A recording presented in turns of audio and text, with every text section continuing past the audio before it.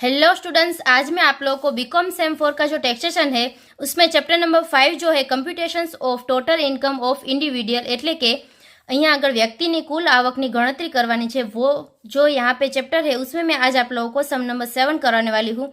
तो यहाँ पे इस सम में आप लोगों को ऐसा बोला गया है कि तो following particulars are given by X 59 years for the assessment year 2023-24 find out his taxable income and tax liabilities એટલે કે અહીં તેનું ગુજરાતીમાં એવી રીતનું આપેલું છે કે આકારણી વર્ષ 2023-24 માટે 59 વર્ષીય શ્રી ક્ષની નીચે આપેલી વિગતો પરથી તેમની कुल करपात्र आवकनी અને आवकवेरानी जवाबदारी गणतरी दर्शाओ। ठीक है, और फर्स्ट आप लोगों को क्या दिया है तो यहाँ पे बेसिक सैलरी और अमाउंट कितनी है तो 51,000 की पर मंथ है। ठीक है, उसके बाद यहाँ पे डीएनएस अलाउंस दिया गया है ₹10,000 पर मंथ है और ब्रैकेट में ऐसा दिया गया है कि part of salary of retirement benefit. ठीक है, उसके बाद यहाँ पे आप लोग को दिया गया है house rent allowance ₹4,000 per month and rent paid for house in Mumbai in ₹7,000 per month.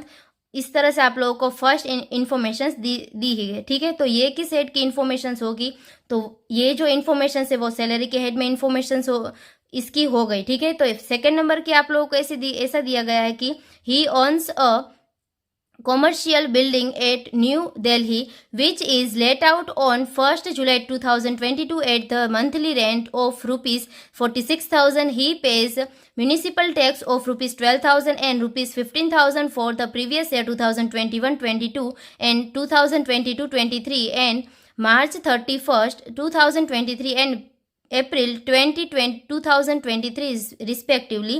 એટલે કે અહીં તેનું ગુજરાતીમાં પહેલું પગારના શીર્ષક હેઠળ એવી રીતનું આપેલું છે કે અહીં માસિક મૂળ પગાર 51,000 છે, માસિક મોંઘવારી ભથ્થું 10,000 છે જેનો નિવૃત્તિના લાભની ગણતરી માટે પગારમાં સમાવેશ થાય છે અને માસિક ઘરભાડા ભથ્થું 4,000નું આપેલું છે અને કાઉન્સમાં એવી રીતનું આપેલું છે કે મુંબઈ शहर में चुकवेल भाड़ू मासिक 7,000 है। ठीक है, उसके बाद सेकंड नंबर का आप लोग को ऐसा दिया गया है कि नवी दिल्ली में तेमनी मालिकीना धंधाकीय हेतु माटे मकानનું तारीख 1 जुलाई 2022 थी मासिक भाड़ू 46,000 लेखे मळे छे। आ मकान अंगे तेमणे नाણાકીય वर्ष 2021-22 माटे म्युनिसिपल टेक्स 12,000 तारीख 31/3/2023 ना रोज तथा नाણાકીય वर्ष 2022-23 माटे टेक्स 15,000 है और तारीख 24/4/2023 ना रोज चुकवेल है। ठीक है, देन उसके बाद थर्ड नंबर के इन्फॉर्मेशन में आप लोगों को क्या दिया गया है तो he deals in shares during the previous year 2022-23 x earn ₹1,70,000 from his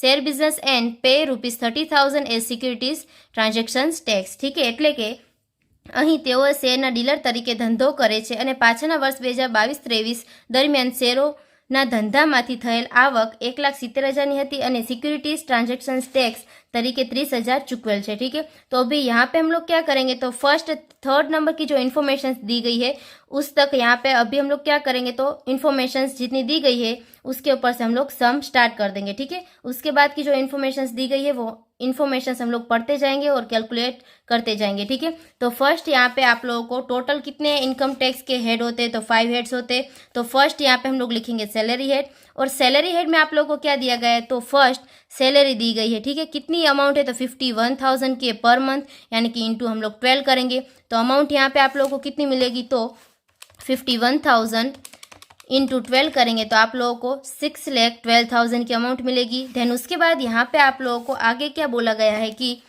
ऐसा बोला गया है कि डीएनएस अलाउंस है ₹10,000 पर मंथ है। ठीक है, तो यहाँ पे हम लोग क्या लिखेंगे तो डीएनएस अलाउंस लिखेंगे और अमाउंट आएगी 10,000 की पर मंथ यानी कि इंटू 12 करेंगे तो फाइनल अमाउंट आएगी 1,20,000 की। उसके बाद यहाँ पे आप लोगों को जो हाउस रेंट का अलाउंस दिया गया है એટલે કે घर भाड़ा भत्थू आपेलू है और अमाउंट है 4,000 की। ठीक है, तो यहाँ पे हम लोग क्या लिखेंगे तो हाउस रेंट अलाउंस लिखेंगे और अमाउंट कितनी है तो 4,000 की अमाउंट है पर मंथ इंटू 12 करेंगे यानी कि यहाँ पे 4,000 इंटू 12 करेंगे तो आप लोगों को अमाउंट कितनी मिलेगी 48,000। ठीक है, तो इसमें से अभी आप लोगों को माइनस रिडक्शंस में कितना मिलेगा तो वो उसकी आप लोगों को अलग से कैलकुलेशन करनी है। ठीक है, तो वो कैलकुलेशन किस तरह से हम लोग करेंगे तो फर्स्ट आप लोगों को क्या लिखना है तो जितना भी हम लोगों ने यहाँ पे रेंट पे किया है उतना। ठीक है, रेंट हम लोगों ने यहाँ पे 4,000 और इंटू हम लोगों ने 12 किया। ठीक है, यानी कि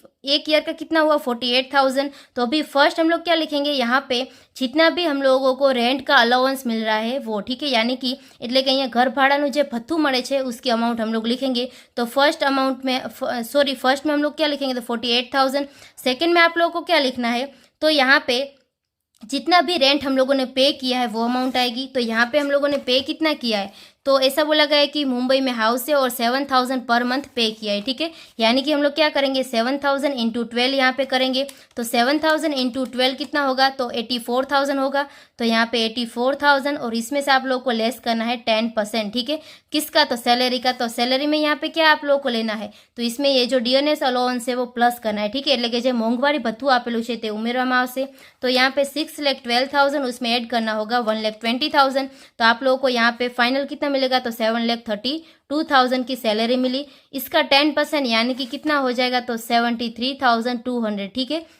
तो सेकंड नंबर में आप लोगों को क्या करना होगा, तो जितना भी हम लोगों ने रेंट पे किया है वो उसकी अमाउंट निकालनी है, उसमें से लेस करना है सैलरी का 10% यानी कि 73,200। तो अभी हम लोग क्या करेंगे, तो 84,000 लेस करेंगे 73,200। तो आप लोगों को यहाँ पे अमाउंट कितनी मिलेगी, तो 10,800, ठीक है। ये यहाँ पे फाइनल अमाउंट होगी और फर्स्ट में कितनी फाइनल आए, तो 48,000 फाइनल अमाउंट आई। उसके बाद थर्ड में हम लोग क्या लेंगे, तो यहाँ पे अगर हमारा हाउस मुंबई कोलकाता ऐसी सिटी में है तो यहाँ पे तो आप लोगों को सैलरी का 50% लेना है, ठीक है। तो यहाँ पे ऑलरेडी आप लोगों को ऐसा बोला गया है कि ये जो हाउस है वो मुंबई में है और आगे आप लोगों को क्या करना है, तो मुंबई में हाउस है यानी कि सैलरी का 50% लेना है, 40% नहीं लेना है, ठीक है। तो यानी कि सैलरी 7,32,000 है, तो इसका अभी हम लोग 50% निकाले तो आप लोगों को 3,66,000 की अमाउंट यहाँ पे मिलेगी, ठीक है। तो यहाँ पे इस तरह से 3 अमाउंट आप लोगों को मिलेगी, 3 अमाउंट मिलेगी, फर्स्ट, सेकेंड और थर्ड। और इन तीनों में से जो कम है वो आप लोगों को डिडक्शंस में मिलेगा, ठीक है। तो फर्स्ट, सेकेंड और थर्ड इन तीनों में से कम कौन सी है, तो 10,800। तो वो आप लोगों को यहाँ पे लेस में मिलेगी 10,800, ठीक है। तो फाइनल आप लोगों को कितना इसके ऊपर टैक्स पे करना होगा, तो यहाँ पे 48,000 में से माइनस हम लोग करेंगे 10,800। तो आप लोगों को फाइनल यहाँ पे अमाउंट मिलेगी 37,200, ठीक है। तो यहाँ पे हाउस रेंट अलाउंस का इस तरह से आप लोगों को कैलकुलेशन करना है। तो अभी हम लोग फाइनल टोटल करेंगे किस कौन से हेड का, तो सैलरी हेड का, ठीक है। तो यहाँ पे फाइनल अमाउंट कितनी आएगी, तो यहाँ पे 7,32,000 में ऐड हम लोग करेंगे 37,200। तो यानी कि 7,69,200 हमारी इनकम आई, ठीक है।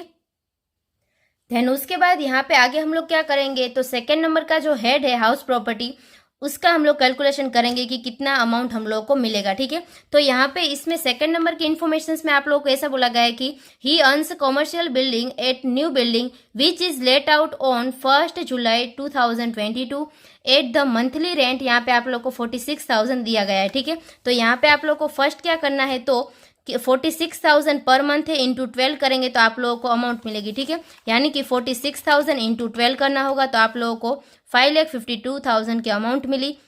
उसके बाद आगे आप लोगों को क्या करना है, तो ये अमाउंट हम लोगों ने यहाँ पे लिखी। उसके बाद यहाँ पे आगे आप लोग को ऐसा बोला गया है कि he pays municipal tax of ₹12,000 and 15,000 for the previous year 2021-22 and 22-23 એટલે કે અહીં અહીંયા આગળ થશે કે 2021-22 અને 22-23 માટે અહીંયા આગળ म्यूनिसिपल टैक्स पे करेलो छे, ठीक है। और अमाउंट कितनी है 12,000 और 15,000 की, तो वो भी आप लोगों को यहाँ पे लेस में मिलेगा। तो वो हम लोग किस तरह से लिखेंगे, तो यहाँ पे लास्ट में हम लोग लिखेंगे कि म्यूनिसिपल टैक्स आ जाएगा, कितना आएगा, तो 12,000 और 15,000, ठीक है। इतना हम लोग को म्यूनिसिपल टैक्स लेस मिलेगा। और यहाँ पे आगे ऐसा बोला गया है कि on March 31, 2023 and April 20, 2023 respectively, और यहाँ पे टैक्स पे कब किया है वो यहाँ पे आप लोगों को डेट दी गई, ठीक है। तो उससे आप लोगों को कोई भी मतलब नहीं रखना है अभी। तो अभी आप लोगों को यहाँ पे क्या करना है, तो ठीक से देखना है कि ईयर यहाँ पे स्टार्ट कब हो रहा है, तो एंड कब हो रहा है, ठीक है। तो यहाँ पे स्टार्ट कब होगा, तो 1 अप्रैल से स्टार्ट होगा और एंड कब होगा, तो 31 मार्च पे, ठीक है। और यहाँ पे ईयर कौन सा लेना है, तो यहाँ पे हाउस लेट आउट कब किया है, तो 1 जुलाई 2022 को, ठीक है। यानी कि यहाँ पे 1 अप्रैल 2022 से ईयर स्टार्ट हो रहा है और एंड कब हो रहा है, तो 31 मार्च 2023 में, ठीक है। और यहाँ पे ये जो हाउस है वो लेट आउट कब किया है, तो 1 अप्रैल पे किया है। तो यानी कि यहाँ पे कितने मंथ्स का गैप आया, यानी कि वैकेंसी कितने मंथ्स की आई, तो यहाँ पे अप्रैल, मई और जून, ठीक है, यानी कि 3 मंथ्स की यहाँ पे आप लोग को वैकेंसी आई। तो वो आप लोग को इसमें से लेस करना होगा क्या, तो वैकेंसी पीरियड, ठीक है। तो अभी लेस हम लोग करेंगे वैकेंसी पीरियड, एटले के खाली रह्यानो समय, इसको हम लोग वैकेंसी अलाउंस भी कह सकते हैं, ठीक है। और अमाउंट किस तरह से आप लोग को लिखनी है, तो पर मंथ है 46,000 और वैकेंसी पीरियड कितना है, तो 3 मंथ्स का है। इस तरह से आप लोग को अमाउंट लेस करनी है। तो यहाँ पे 46,000 इंटू 3 करना है, तो अमाउंट आप लोग को मिलेगी 1,38,000, ठीक है। यानी कि ये जो फाइनल आप लोगों को अमाउंट मिली 5,52,000, उसमें से लेस करना होगा 1,38,000 और उसके बाद हम लोग फाइनल क्या लेस करेंगे, तो म्यूनिसिपल टैक्स, ठीक है।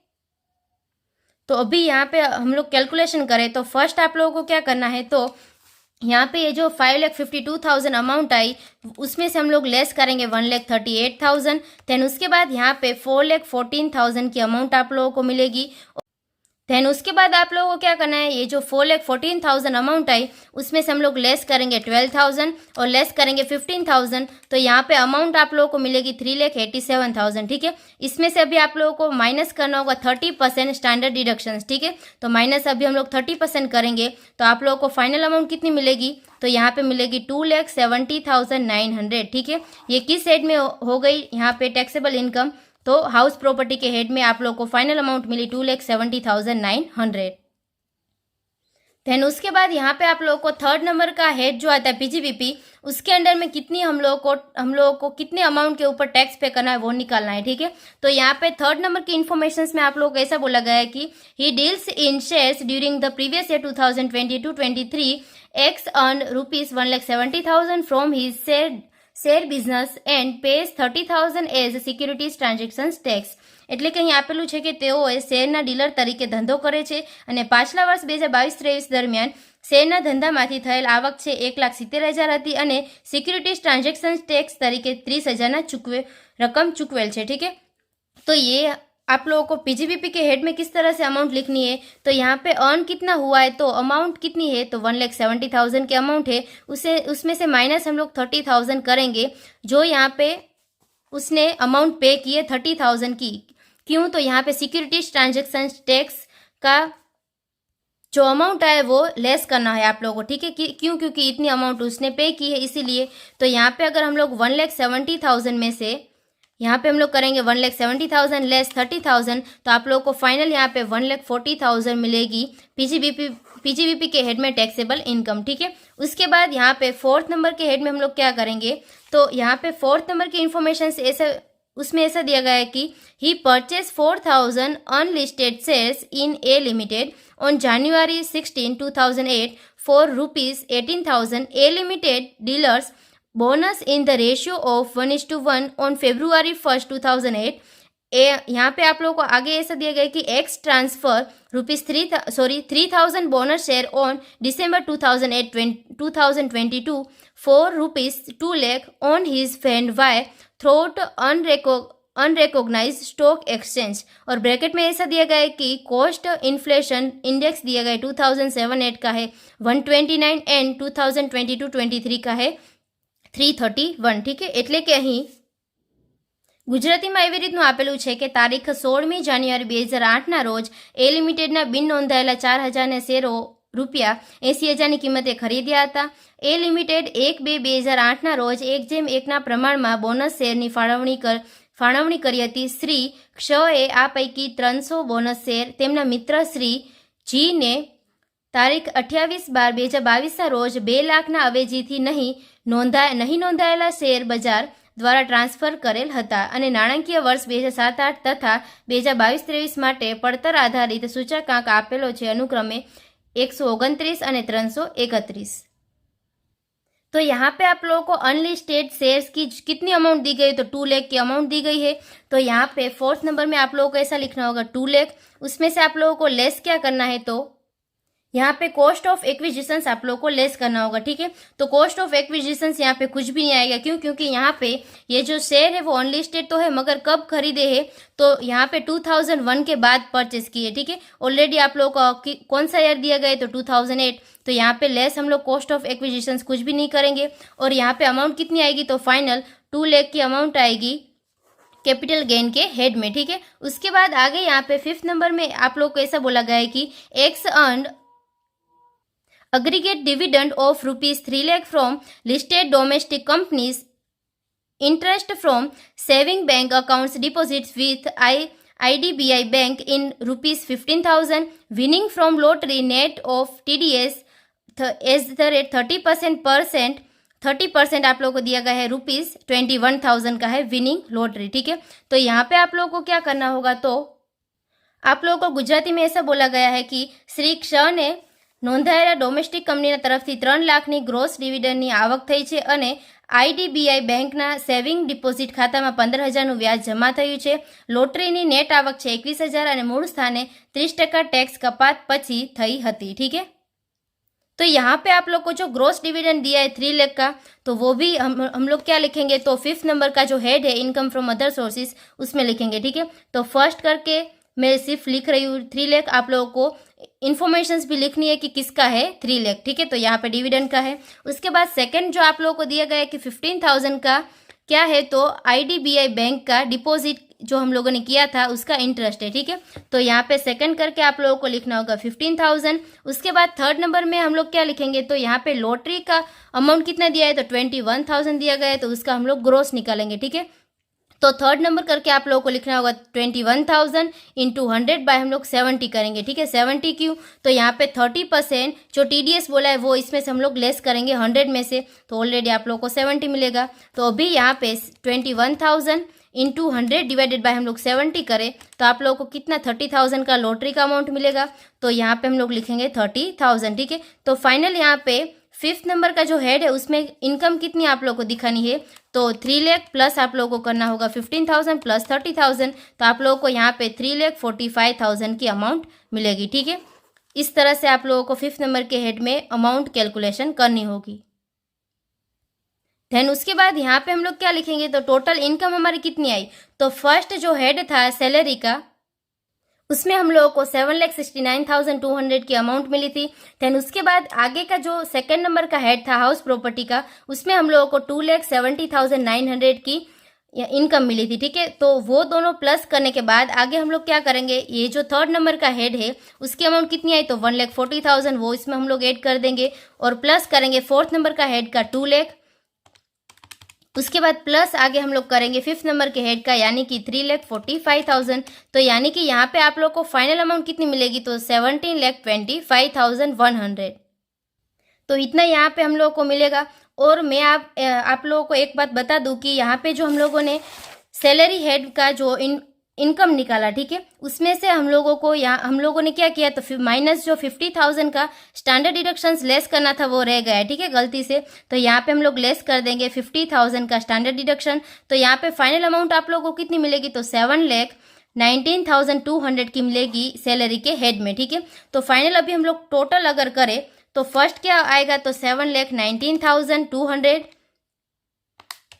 उसमें हम लोग ऐड करेंगे सेकंड नंबर के हेड का यानी कि 2,70,900। उसके बाद आगे हम लोग 3rd नंबर का हेड का 1,40,000 आए तो प्लस हम लोग करेंगे 1,40,000 प्लस हम लोग करेंगे आगे 4th नंबर के हेड का कितना आया तो 2 लाख आया, प्लस हम लोग करेंगे 5th नंबर के हेड का आया यहाँ पे 3,45,000, ठीक है। तो यहाँ पे आप लोग को फाइनल इनकम कितनी मिलेगी तो 16,75,100 की मिली, ठीक है। उसके बाद इसमें से हम लोग लेस क्या करेंगे तो डिडक्शंस हम लोग लेस करेंगे। तो अभी यहाँ पे हम लोग देखेंगे कि आप लोगों को कौन कौन से डिडक्शंस दिए गए, ठीक है, सब में। तो यहाँ पे 6th नंबर की इन्फॉर्मेशन में ऐसा बोला गया कि x deposits 2 lakh in his public provident fund account, ठीक है, यानी कि PPF का अकाउंट है यहाँ पे। उसके बाद बिसाइड से he pay medical insurance premium ₹19,000 for health of his wife and ₹12,000 for health of dependent son payment in made by cheque. એટલે કે અહીં ગુજરાતીમાં આપેલું છે કે શ્રી ક્ષણે 1,50,000ની તેમના પોતાના પબ્લિક પ્રોવિડન્ટ ફંડના ખાતામાં અને ₹50,000 સગીર સંતાનના પબ્લિક પ્રોવિડન્ટ ફંડના ખાતામાં જમા કરાવેલ છે. આ ઉપરાંત તેમની પત્નીના મેડિક્લેમ વીમા પ્રીમિયમ અંગે 19,000 અને આશ્રિત પુત્રના મેડિક્લેમ વીमा प्रीमियम अंगे 12,000 चेक थी चुकवेला छे. ठीक है, तो फर्स्ट यहाँ पे आप लोगों को अंडर सेक्शन 80C में कितना लेस मिलेगा, तो उसमें लिमिट आती है 1,50,000 की. ठीक है, और यहाँ पे आप लोगों को 2 लाख की अमाउंट दी गई है पीपीएफ के अकाउंट में, तो यानी कि 2 लाख आप लोगों को डिडक्शंस में नहीं मिलेगा, बल्कि कितना मिलेगा, तो 1,50,000. ठीक है, तो यहाँ पे आप लोगों को अंडर सेक्शन 80C में लिखना होगा लेस 1,50,000. उसके बाद आगे यहाँ पे जो आप लोगों को जो इन्फॉर्मेशन दी गई है कि यहाँ पे he pays medical insurance premium ₹19,000 का for health of his wife and 12,000 for health of dependent son. ठीक है, तो यहाँ पे इन दोनों का टोटल कितना होगा वो हम लोग फर्स्ट निकालेंगे. तो यहाँ पे 19,000 प्लस 12,000 यानी कि यहाँ पे 31,000 टोटल हुआ. ठीक है, तो इसमें लिमिट क्या है, तो 25,000 तक ही हम लोग को डिडक्शंस मिलता है. तो यहाँ पे हम लोग क्या लिखेंगे, अंडर सेक्शन 80D में लेस करेंगे 25,000. देन उसके बाद यहाँ पे जो आप लोगों को इन्फॉर्मेशंस में ऐसा बोला गया था कि यहाँ पे ये जो 5th नंबर की इन्फॉर्मेशन है उसमें जो आप लोगों को दिया गया है कि IDBI बैंक का यहाँ पे इंटरेस्ट है, interest from saving bank account deposit with IDBI banks ₹15,000. ठीक है, तो इसमें आप लोगों को अंडर सेक्शन 80 TTA में कितना मिलेगा, तो 10,000 तक आप लोगों को डिडक्शंस मिल सकता है इंटरेस्ट का. ठीक है, तो यहाँ पे आप लोगों को अंडर सेक्शन 80 TTA में क्या लिखना होगा, तो लेस करना होगा 10,000 की अमाउंट. ठीक है, देन उसके बाद आगे हम लोग क्या करेंगे, तो जितनी भी टोटल इनकम आई थी उसमें से लेस हम लोग सारे डिडक्शंस करेंगे. तो यहाँ पे फर्स्ट इनकम कितनी है हमारी, तो 16,75,100, उसमें से लेस हम लोग करेंगे 1,50,000, लेस करेंगे 25,000 और फाइनल हम लोग लेस करेंगे 10,000. तो आप लोगों को यहाँ पे अमाउंट कितना मिलेगा, तो वो मिलेगा 14,90,100. ठीक है, तो ये यहाँ पे टैक्सेबल इनकम हुई हमारी. देन उसके बाद यहाँ पे आप लोगों को ये जो टैक्सेबल अमाउंट है उसके ऊपर टैक्स कितना पे करना है वो भी निकालना है. तो अभी हम लोग क्या करेंगे, फर्स्ट तो जितनी भी अमाउंट है वो हम लोग लिख देंगे. ठीक है, तो यहाँ पे 14,90,100 की हम लोग को अमाउंट मिली. इसको अभी हम लोग डिस्ट्रीब्यूट करेंगे 4 हिस्से में. ठीक है, तो यहाँ पे फर्स्ट हम लोग क्या लेंगे, तो 4th नंबर के हेड में हम लोगों ने लिखा था जो 2 लाख का कैपिटल गेन था. ठीक है, ये है लॉन्ग टर्म कैपिटल गेन. तो इसके ऊपर हम लोग टैक्स जो गिनते हैं वो स्लैब वाइज नहीं गिनेंगे. ठीक है, मगर इसका फिक्स रेट है कि 20% टैक्स हम लोग को पे करना है. तो इसमें से हम लोग कितना निकालेंगे, तो 2 लाख की अमाउंट निकालेंगे, उसके ऊपर 20% टैक्स पे करना है. ठीक है, उसके बाद यहाँ पे 5th नंबर के हेड में जो आप लोगों को 3 लाख का डिविडेंड का इनकम हुआ था, એટલે કે ડિવિડન્ડની જે આવક થયેલી હતી 3 लाखની, उसके ऊपर भी आप लोगों को 10% टैक्स पे करना होता है. ठीक है, इसके ऊपर फिक्स रेट है, यानी कि इसमें से अभी हम लोग कितना अमाउंट निकालेंगे, तो 3 लाख का निकालेंगे और इसके ऊपर 10% टैक्स पे करना है. ठीक है, उसके बाद यहाँ पे 5th नंबर के हेड में क्या आया था, तो 30,000 का जो लॉटरी आया था. ठीक है, उसके ऊपर भी फिक्स रेट कितना है, तो 30% टैक्स उसके ऊपर आप लोगों को पे करना होता है. तो इसमें से भी अभी हम लोग कितना निकालेंगे, तो 30,000 निकालेंगे और इंटू आप लोगों को 30% करना है और रिमेनिंग जो अमाउंट बचेगी वो हम लोग लास्ट में लिखेंगे. ठीक है, तो अभी यहाँ पे 14,90,100 में से लेस करेंगे सबसे फर्स्ट 2 लाख, उसके बाद लेस करेंगे 3 लाख और उसके बाद यहाँ पे हम लोग लेस करेंगे 30,000. तो आप लोगों को कितना मिलेगा, तो 9,60,100 मिलेगा. इसके ऊपर अभी हम लोग स्लैब वाइज टैक्स गिनेंगे. तो फर्स्ट 0 से लेके 2,50,000 तक नील है. ठीक है, तो यहाँ पे हम लोग नील लिख देंगे. उसके बाद आगे यहाँ पे 2,50,000 से लेके 5 लाख तक कितना 5% आप लोगों को पे करना है टैक्स. ठीक है, तो इन दोनों के बीच में अमाउंट कितनी आई, तो 2,50,000 की अमाउंट आएगी. तो इसके ऊपर हम लोग को 5% टैक्स पे करना है, यानी कि 12,500 आएगा. और उसके बाद यहाँ पे रिमेनिंग अमाउंट कितनी बचेगी वो भी आप लोग को देखना है. तो 9,60,100 में से हम लोग लेस करेंगे फर्स्ट यहाँ पे 2,50,000, उसके बाद सेकेंड यहाँ पे हम लोग माइनस करेंगे 2,50,000. ठीक है, तो यहाँ पे रिमेनिंग बचा कितना, तो 4,60,100 बचा.